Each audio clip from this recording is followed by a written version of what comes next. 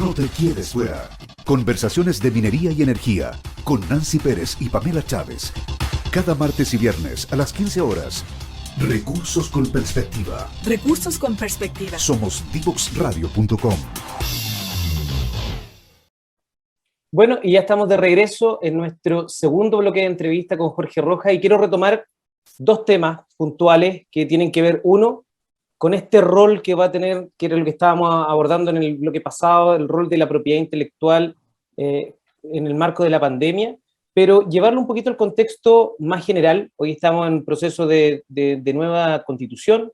Las normas de propiedad intelectual, de hecho, están precisamente ahí puestas en la mesa, se está conversando sobre eso.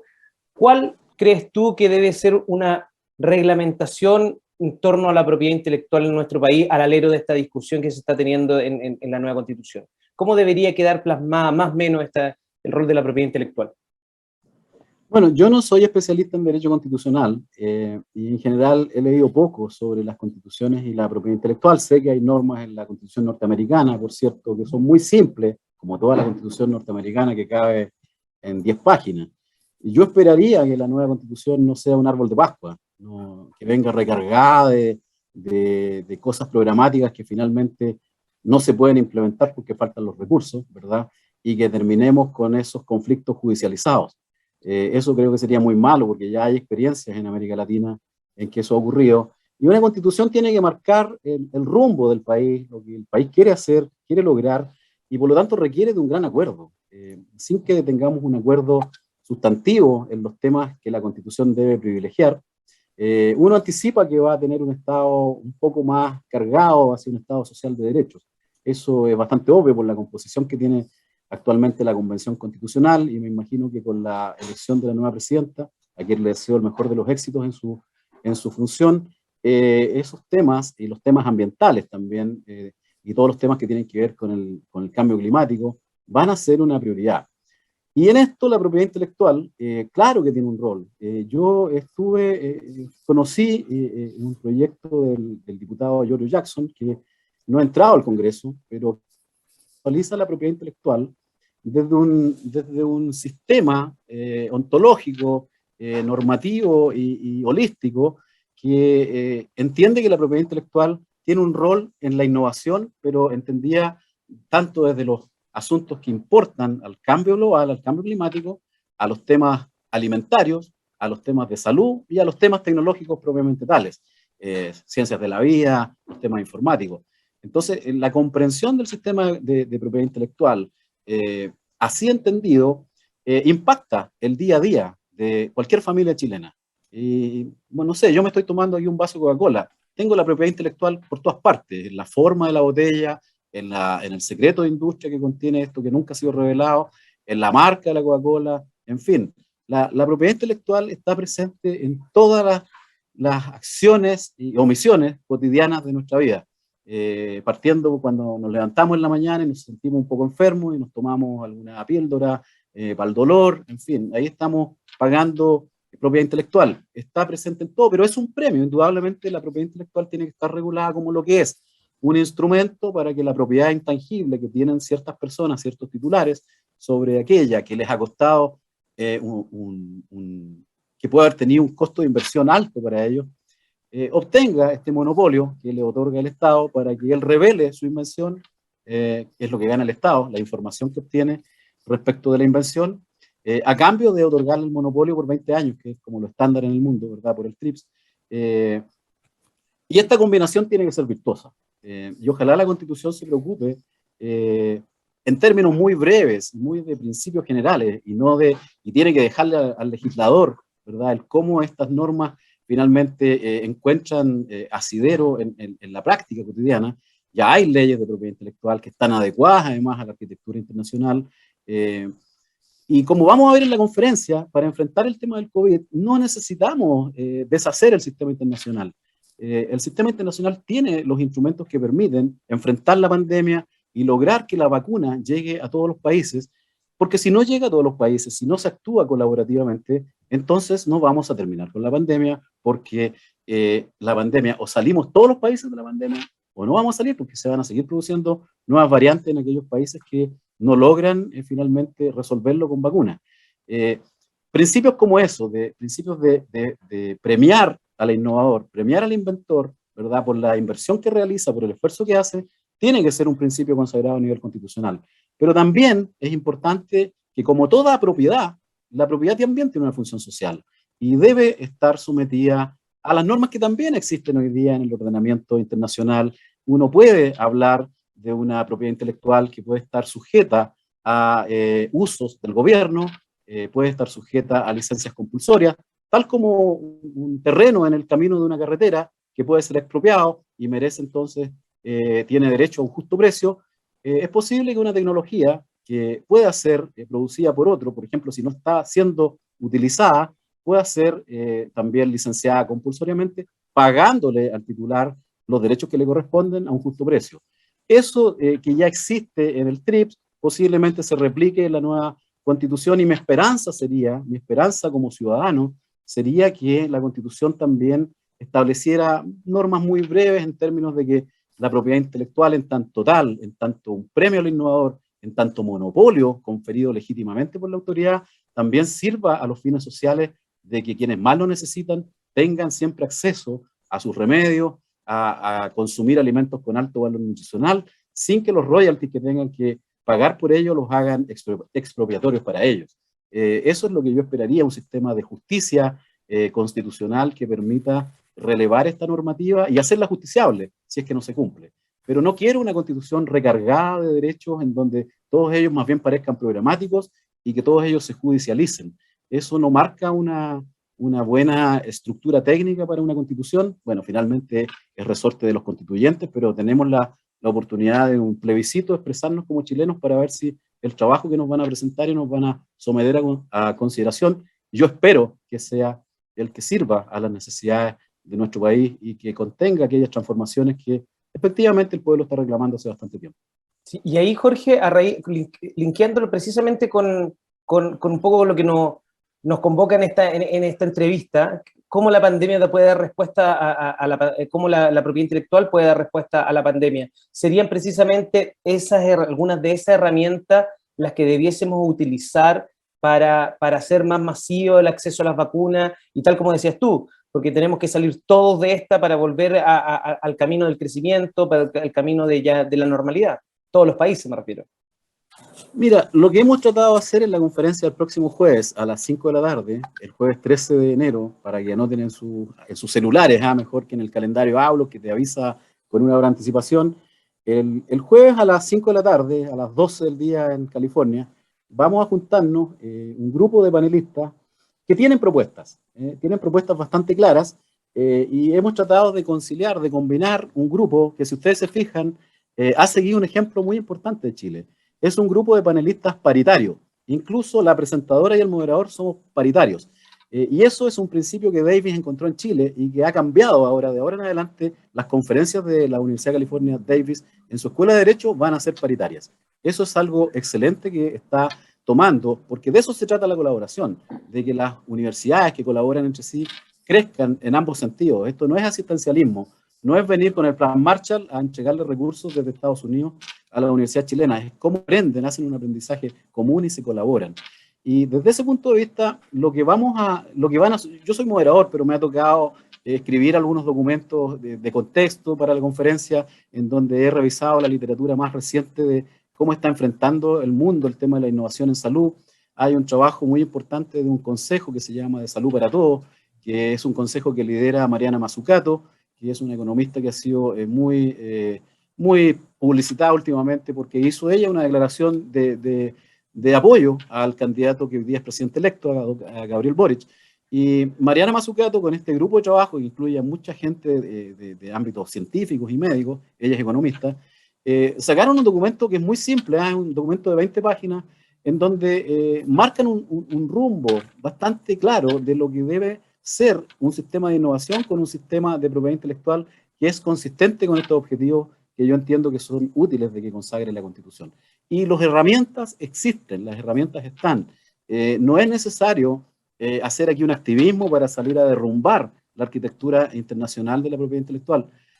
Como en otros temas, tampoco es bueno salir a derrumbar y a transformar todo lo que existe cuando hay cosas que funcionan bien. Nuestro país ha funcionado 30 años, yo me siento orgulloso de haber trabajado con varios de los presidentes que han llevado a este país a niveles de desarrollo que no habíamos visto en el pasado. Se han cometido errores, se han dejado de privilegiar algunos asuntos significativos, por cierto, nadie es perfecto, pero no hay que salir a derrumbar nada. Yo estaría muy complicado internamente si eso ocurriera. No avalo posiciones de ese tipo. Creo que hay que construir sobre lo ya realizado, y en esa perspectiva el sistema de propiedad intelectual internacional, la arquitectura de propiedad intelectual internacional, permite permite aprovechar las flexibilidades y los instrumentos que tiene para que las vacunas puedan llegar hasta donde tienen que llegar, que es donde no existen. Hay países en África que tienen 5%, 8% de personas vacunadas. ¿Cuáles son esos instrumentos? Simples. Están, por ejemplo, los gobiernos, el sector público, como dije antes, a nivel internacional, ha tenido una inversión muy alta en los temas de salud y en los temas agroalimentarios. El gobierno tiene, por lo tanto, lo que se llama un leverage, tiene un poder de negociación producto de las contribuciones que ella ha hecho a la ciencia básica, que ha permitido generar la ciencia que permite a quienes hacen transferencia generar los productos que son las vacunas. Y eso lo hace la empresa privada, pero sobre una base que financiamos todos con nuestros impuestos. Eso ocurrió también con la física cuántica, que permitió tener el iPhone, ¿verdad? Y en eso Mariana Mazzucato tiene un punto y tiene un muy buen libro sobre el rol del Estado en esto. También tenemos otras herramientas, como por ejemplo Peter Lee, el profesor de mi facultad, él considera que el derecho contractual contiene varios principios que son útiles para guiar al mundo en la colaboración que lleve las vacunas a los países que más lo necesitan para salir de la pandemia. Por ejemplo, el quid pro quo, esto es el consideration, ¿verdad?, que es un principio clave del derecho contractual norteamericano, y el changed circumstances, o lo que llamamos acá la teoría de la imprevisión, que permite que ante situaciones complejas o desafiantes, las soluciones también lo sean. Ese marco del principio contractual permite hacer guiar el avance de las vacunas hacia los países que más lo necesitan. Las otras dos panelistas también tienen sus puntos muy importantes. Pilar Pará es una inventora que ha sido reconocida nacionalmente e internacionalmente, tiene patentes en Chile y tiene patentes en otras latitudes, me imagino que en Estados Unidos, en Europa. Y Pilar, bueno, ella como una inventora va a plantear lo que quiere, lo que espera un inventor, ¿verdad? Como todos los emprendedores que hacen tanta falta al país porque generan empleos, trabajo, generan valor, riqueza, y lo que espera ella es tener un sistema, y esto lo va a decir ella en la conferencia, no quiero hacer un spoiler, pero me da la impresión que su planteamiento es: respétennos, somos inventores, queremos certidumbre, queremos que se respete nuestro derecho a la legítima recompensa por nuestras invenciones, y un marco principalmente de estabilidad. Y en eso, bueno, también está enviando un mensaje de qué es lo que espera el sector privado que invierte en ciencia y tecnología, y por eso que queríamos tener a alguien que en un foro paritario expresara esta visión, podríamos decir, desde la industria, desde los inventores. Y finalmente, Tana de Campos tiene un planteamiento muy interesante porque ella analiza el tratado del TRIPS y encuentra una norma que existe también y se reproduce en varios otros tratados internacionales, que llama a la colaboración, que llama a que los países desarrollados cumplan con sus deberes con los países en vías de desarrollo y menos desarrollados, en términos de que fortalezcan los procesos de transferencia tecnológica para que lleguen a los países que puedan tener su formación de recursos humanos, sus equipamientos necesarios para poder producir bienes que son esenciales. Todo ese marco existe. Nosotros creemos que bien aplicado permite no solamente esperar que se dé el waiver, porque el waiver tampoco es una solución robusta, porque hay países que no tienen ninguna capacidad de producir vacunas porque te liberan las patentes, porque ¿dónde encuentras a la empresa que las reproduce? ¿Cómo transfieres el conocimiento tácito, que es lo que plantea Peter Lee? En fin, yo creo que finalmente esto tiene que ver con cómo el mundo decide colaborar en los grandes problemas y desafíos que tenemos, como el cambio climático, como los temas de salud. Si no hay un marco claro, como los que estamos definiendo en la Constitución en Chile a nivel global, nuevas negociaciones en los distintos grupos de países, el G7, el G20, si estas cosas finalmente no llegan a los resultados que necesitamos, bueno, el mundo lamentablemente se va a ir extinguiendo, porque no vamos a ser capaces de reaccionar como correspondería en términos colaborativos y vamos a seguir privilegiando enfoques competitivos, y quien se hace pico con todo esto, vamos a morir todos, porque como dice un amigo mío por ahí, vamos a morir.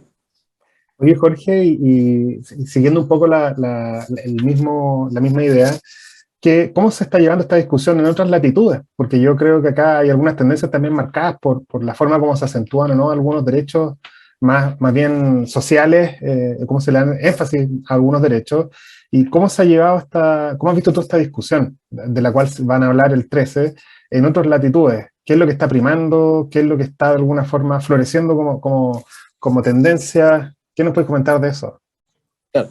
Bueno, no quisiera anticiparme a lo que hagan mis colegas, no quiero que se enojen conmigo. Yo más o menos tengo claro, porque ellos me mandaron su short bio acompañado de sus statements, sus principales statements que van a dar, de los que van a hacerse cargo en la conferencia, que en 12, 13 minutos cada uno de ellos va a decir muchas cosas más de las que yo puedo decir aquí, pero yo diría que la tendencia, a ver, no es tan simple esto. En Estados Unidos, país en el que he vivido los últimos 15 años, estoy de vuelta hace 3 en Chile, la política de los últimos 4 años no se había visto. Yo no fui testigo de una política tan ruin como la que prácticamente llevó al quiebre de la democracia en Estados Unidos, con un presidente llamando, en los hechos y en la práctica, llamó a tomarse el Capitolio, y realmente eso yo nunca lo había visto.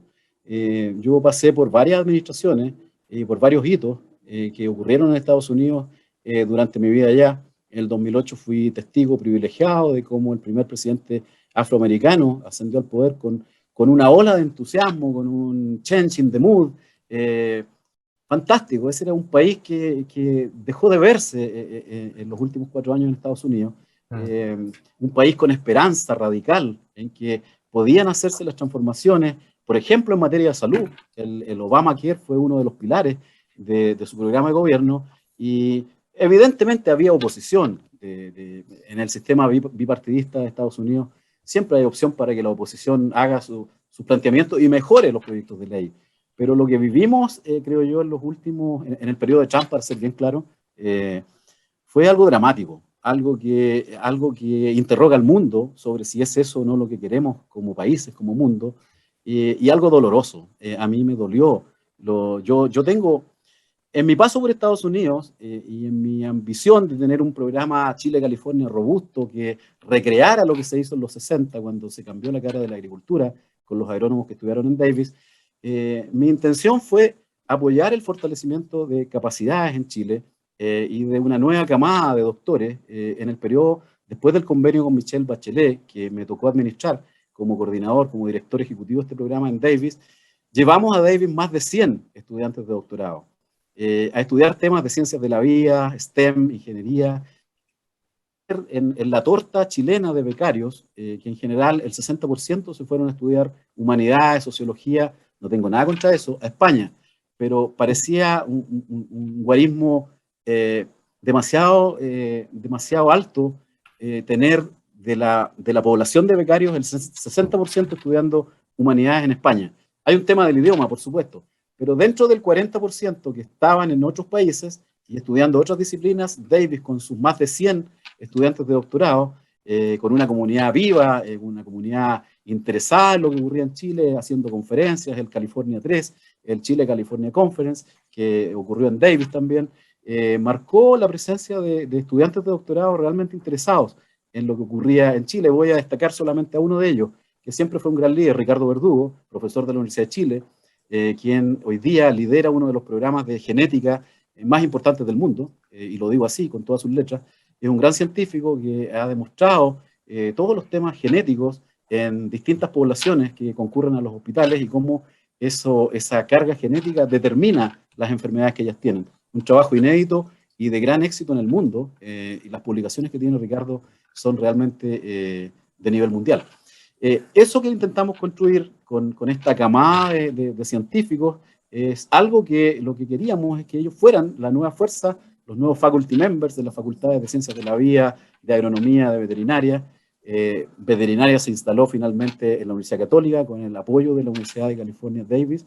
El decano vino personalmente en un proyecto liderado por el ex rector Víctor Cubillos y con el claro respaldo del rector Sánchez, a quien realmente me saco el sombrero ante él por todo el trabajo que ha tenido en relación al tema de las vacunas, precisamente en el tema del COVID, y cómo trata de crear una capacidad con el doctor Calergis y todo el grupo, con Susana Bueno, el trabajo que hace la Universidad de Chile también en el mismo sentido, tratando de fortalecer la capacidad nacional para tener vacunas, en este caso con Italia. El rector Vivaldi ha hecho un trabajo también con el vicerrector Flavio, perdón, con el apellido. Flavio Salazar. Flavio Salazar. Eso es lo que tiene que hacer Chile, y siempre fortaleciendo los procesos de colaboración y no de competencia. Si nuestras universidades tuvieran más esfuerzos colaborativos como lo que están haciendo con el COVID, indudablemente nuestro sistema universitario tendría resultados mucho más elevados. Ya produce mucha ciencia básica, sus estándares. Publicaba Álvaro Oser en una conferencia que tuvimos hace unos días atrás, mostraba estas cifras y uno veía realmente el tremendo éxito del sistema chileno en términos de publicaciones a nivel mundial, comparado con su importancia relativa como país. Era muy exitoso. Eso con los temas de transferencia tiene que fortalecerse, pero las universidades tienen que colaborarse más. No tienen que ser compartimentos estancos.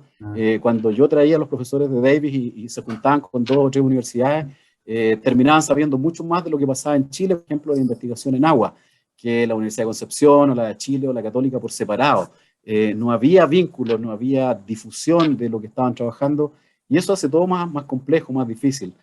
Bueno que las universidades miren lo que están haciendo las otras, se compartan información y no estén siempre en una competencia tan desatada por los fondos públicos que hay para financiar sus proyectos de investigación y de transferencia.